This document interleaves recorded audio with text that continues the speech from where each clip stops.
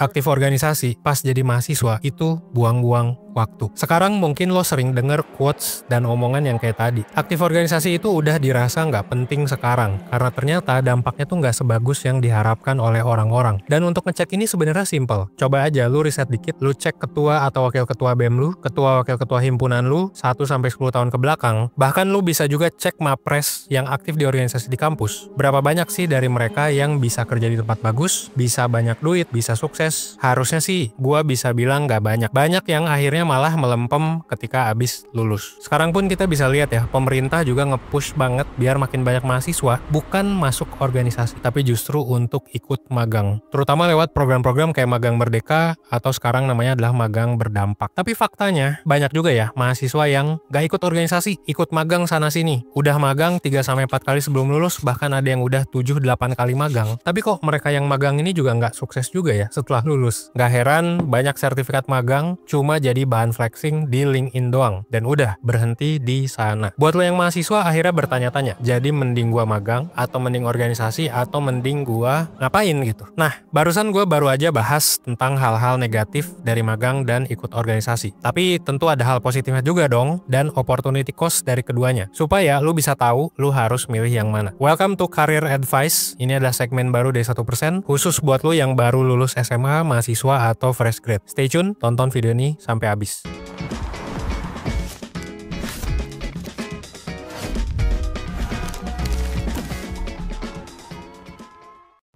Oke guys, sebelum lanjut gue mau ngasih tahu info buat lo yang lagi ngerasa bingung, ngerasa stuck sama hidup akhir-akhir ini.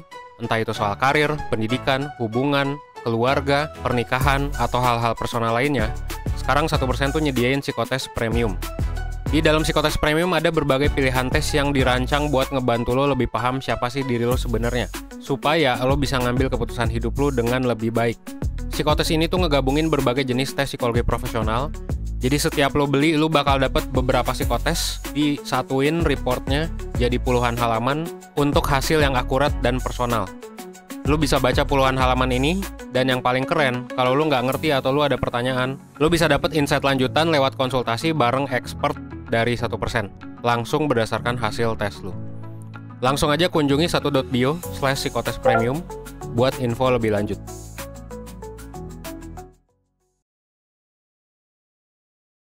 Pertama-tama lo harus paham dulu perbedaan dasar antara magang dan organisasi. Magang itu adalah ajang gladi resik bisa dibilang sebelum masuk dunia kerja. Lo nggak cuma pakai teori, tapi lo langsung nyelesain masalah nyata di perusahaan. Lo diajarin cara kerja profesional, ada mentor yang mungkin ngebimbing lo, kadang dapat gaji, dan pasti dapat relasi. Intinya magang itu mengasah hard skill lo dan ngasih lo gambaran dunia kerja tuh kayak gimana. Dan ini jelas sangat berbeda dengan ketika lo di organisasi. Tapi magang juga nggak bisa asal magang. Ada juga magang yang nggak nambahin skill karena nggak dikasih tugas, nggak dikasih belajar, dan nggak dapat project yang berdampak. Nah, itu barusan plus minus magang. Kalau organisasi itu instead of hard skill, sebenarnya dia lebih ke ngembangin soft skill, ngembangin komunikasi, ngembangin leadership, time management, dan juga networking. Terutama networking sih ya. Karena gini, lu kalau masuk organisasi, ada kemungkinan besar lu masuk ke kumpulan minimal ya 30, 40, 50 orang, dan kita nggak pernah tahu ya, teman kita di organisasi itu bisa jadi apa. Bakal jadi orang penting apa enggak, bakal bisnis di mana, dan lain-lain. Baru kita taunya tuh biasanya 5-10 tahun ke depan. Dimana 5-10 tahun itu, kita bisa masuk project itu karena temen di organisasi tersebut. Jadi menurut gue, organisasi itu ya lebih ke soft skill, lebih ke networking. Minusnya apa? Minusnya ya biasanya nggak digaji, nggak dapet duit, malah biasanya lu ngeluarin duit, dan mungkin nggak terlalu ngasah hard skills dibanding sama magang. Terus, kita harus milih yang mana? Nah, di sini sebenarnya kita bisa mulai cek data.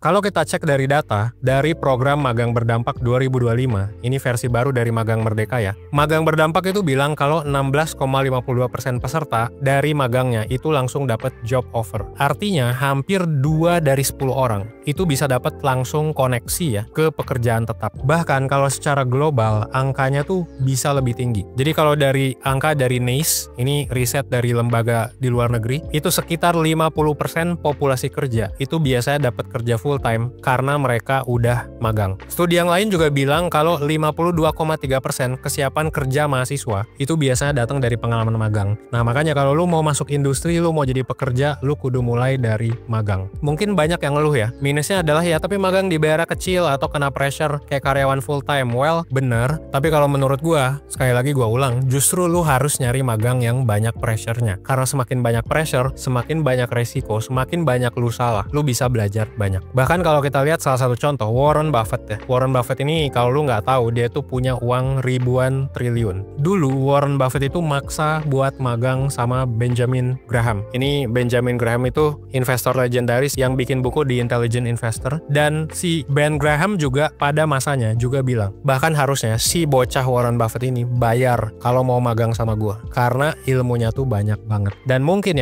kalau si Warren Buffett nggak magang sama nih orang, bisa jadi Warren Buffett itu nggak punya harta ribuan triliun seperti sekarang. Jadi magang itu memang very impactful kalau misalnya lu magang di tempat yang tepat. Jadi sekali lagi kuncinya adalah magang di tempat yang tepat. Lu harus belajar. Jangan cuma fotokopi, jangan cuma bikin kopi, jangan makan gaji buta karena impactnya tuh gede banget. Nah terus gimana dengan organisasi? Well, banyak yang ngeremehin karena nggak digaji, cuma buang-buang waktu, bahkan katanya jadi I.O. gak jelas, dan lain-lain. Tapi gini, riset gabungan dari Harvard, Stanford, dan Carnegie bilang kalau 85% kesuksesan karir itu sebenarnya ditentuin dari soft skill. Hard skill itu cuma 15%. Studi lain juga nunjukin kalau pengalaman organisasi itu gede banget pengaruhnya ke kesiapan kerja dibanding sama magang. Jadi ada riset yang nunjukin kalau lo berorganisasi, pengaruhnya ke kesiapan kerjanya adalah 43,8% dibandingkan 20,5%. Ini kalau magang. Belum lagi soal networking. Ini yang tadi gue bilang, pada akhirnya orang yang organisasi itu bakal punya banyak dalam tanda kutip orang dalam. Ordal. Nggak kerasa dalam 2-5 tahun, tapi gue yakin buat lo yang mungkin umur 30, umur 35, 40. Coba komen buat lo yang ngerasa diuntungkan dari ikut organisasi, ikut volunteer, dan lain-lain. Karena di umur 30-40-an, mungkin teman-teman lo ketika organisasi yang dulu bego-bego nih, sekarang udah ada di posisi besar di banyak company. Yang dulu mungkin IPK-nya 2, EPK-nya 1, bisa jadi sekarang jadi wakil presiden, ya kan? Mungkin lu akan dipilih untuk project karena ya mereka kenal aja dengan lu, atau malah jadi kompetitor besar bareng-bareng. Nah ini sama kayak kasus Nadiem Makarim. Jadi Nadiem Makarim itu fun fact-nya adalah dia kan bikin Gojek. Nah ternyata dia tuh S2 bareng dan temenan, katanya sih temenan baik sama founder Grab di Harvard di tahun 2011. Ini hasil dari apa? Ya tentu dari networkingnya. Pada akhirnya menurut gua lu gak harus milih salah satu sih ya. Lu bisa pilih dua-duanya. Tapi gini, pernah magang atau pernah ikut organisasi itu tuh cuma status. Yang penting adalah kontribusi lu di magang di organisasi itu ngapain. Lu belajar apa, lu punya network sama siapa, pas nongkrong lu bahas hal yang berguna apa enggak, dan apakah semua hal yang lu pelajari, yang lu dapetin di magang dan organisasi, bisa nggak nih dijadiin bekal lo di masa depan. Karena ya yang satu ngasah leadership, soft skill, komunikasi, dan lain-lain. Magang juga ngasih lu batu loncatan buat direkrut ya, buat hard skills-nya yang bisa lu terapin langsung. Jadi balik lagi, kalau lu ikut salah satu atau keduanya, please coba untuk all out. Please coba untuk punya tujuan yang jelas, karena ikut doang itu nggak cukup. Sama seperti yang gue bilang di intro video tadi.